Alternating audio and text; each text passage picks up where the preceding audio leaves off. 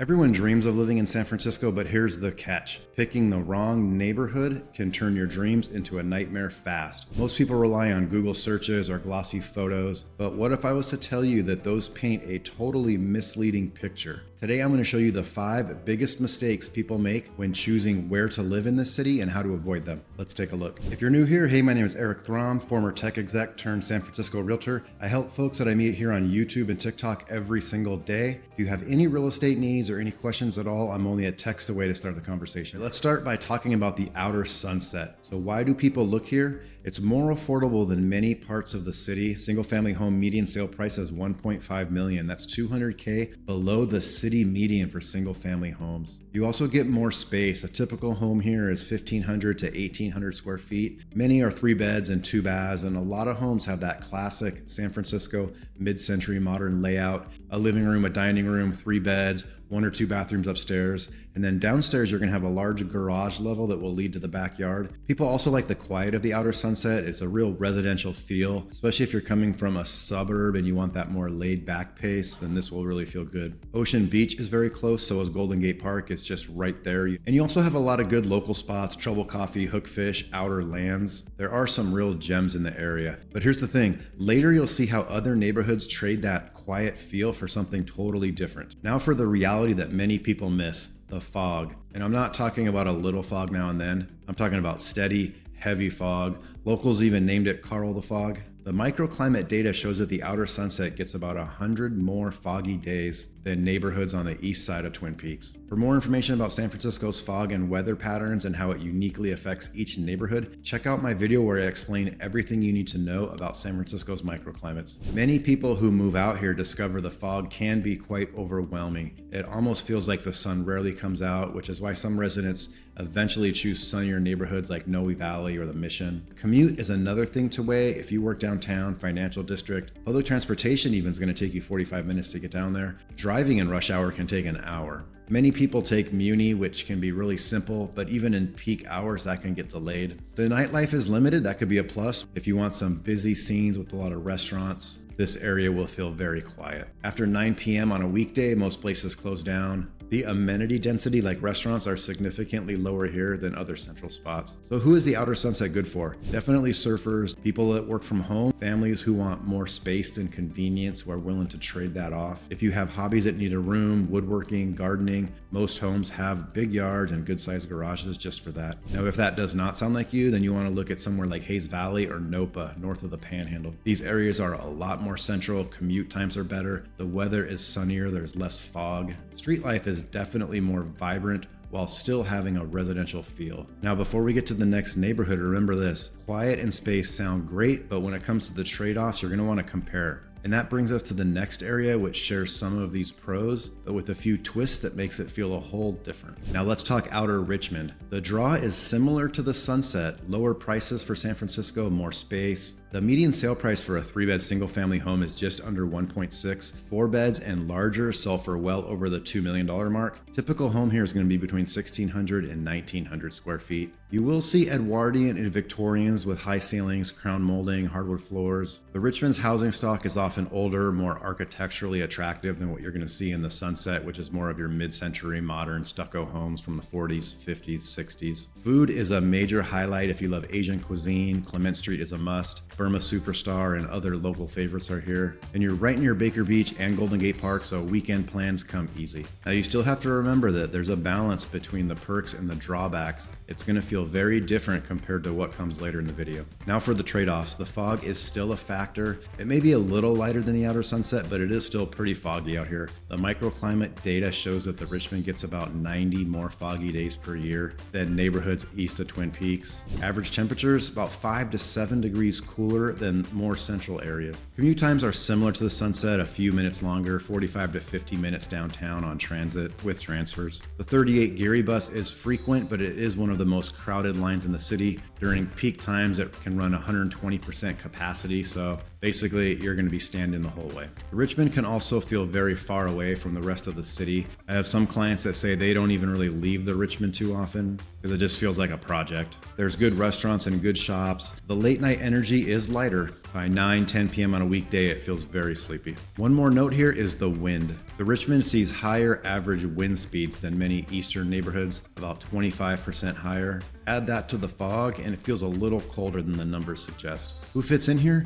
People who want space and quiet over convenience. Families who want parks nearby. People who partially or fully work from home and don't mind a little bit of fog. So if you want more energy, consider the Mission. You get better weather, more nightlife, that classic San Francisco buzz. The Mission gets about 35% more sunshine hours in the Richmond. Downtown commute, you're looking at 20 minutes, 25 minutes instead of your 45 to 50 minute commute. Restaurants and bar density is about 4 times higher. For many people coming from other big cities, that lifestyle shift is worth it. So if you're a young professional who wants a strong social scene, the marina can be a better fit. Has a beautiful waterfront, lots of restaurants, bars, a very active vibe. But maybe nightlife is not the first thing on your list. Maybe convenience is king. And that's exactly what brings us to our next spot, one of the most central and modern areas in the city. Next is south of Market, aka Soma. The appeal is clear. You got newer condo buildings with so many amazing amenities, gyms, door staff. The location is central. It's very close to downtown. It's convenient for many people who work right downtown, financial district. The look and feel is more modern than any other part of the city. The median sale price for a 2-bed condo in Soma is just under $900,000, and 3 beds are just over $900,000. That is way below the citywide condo median.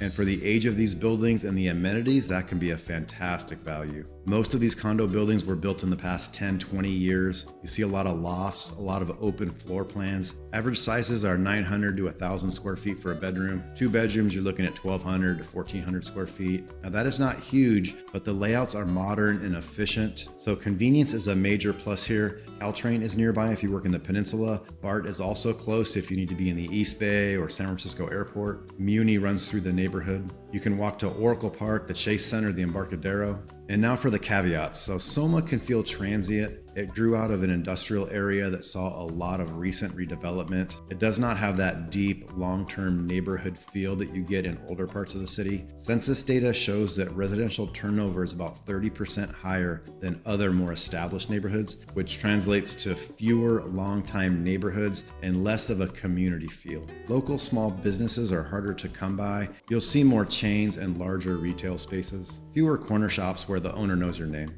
Lifestyle expectations matter too. Many people imagine a busy urban scene, yet some blocks feel empty on the weekends and after office hours. The energy is not like the Mission or North Beach. Some pockets, especially near 6th Street and the Mission, have some quality of life issues. The weather is decent for sun, but the wind is a thing to watch. These tall buildings create wind tunnels. Soma's average wind speeds are 40% higher than sheltered neighborhoods like Noe Valley. So who does well here? Frequent travelers who need a place to call home, people who value new construction and the amenities more than the old school character, anybody who works nearby who wants that convenience.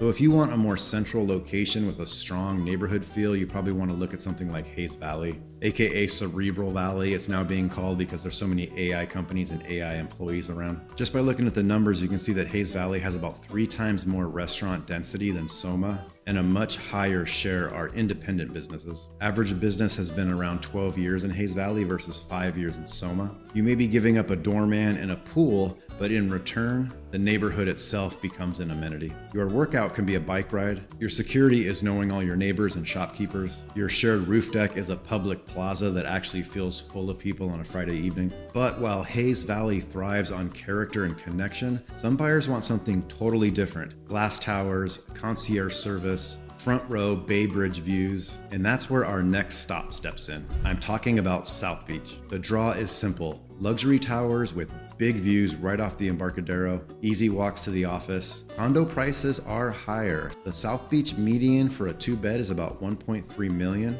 Days on market sits at 45. South Beach also stands out for its amenities. Many buildings have 24-hour doormen, concierge service, fitness centers, pools, hot tubs, lounges, roof decks. Buildings like the Infinity, the Harrison, One Rincon, Lumina, Millennium Tower, they set the tone. Condos have high-end finishes, floor-to-ceiling windows. Central air is the norm here, and that is rare in San Francisco. Now, 1-bedrooms are often 700 to 800 square feet. When you get to 2 bedrooms, they go over 1,000 feet, between 11 and 1,300 square feet. It is the views and the finishes that are the main sell. The location is a win if you want to live by the water. The Embarcadero is great for runs and bike rides. The Ferry Building has a strong farmer's market and a food hall. Oracle Park is very close if you're a Giants fan. Keep that in mind because soon we're going to look at areas that give you almost the opposite kind of lifestyle. Now for what surprises people. This is more of a business district than a classic neighborhood. Daytime population is 4 to 5 times higher than the nighttime population. After working on weekends, it can feel pretty quiet, almost like a ghost town. Some clients moved in expecting a packed dining scene. There's just not a community feel here compared to other neighborhoods. You'll see more chains and fewer long-standing local anchors. Quick note on earthquakes if building safety is at the top of your list. These new high-rises follow strict codes. Many use base isolation, tuned mass dampers, and reinforced cores.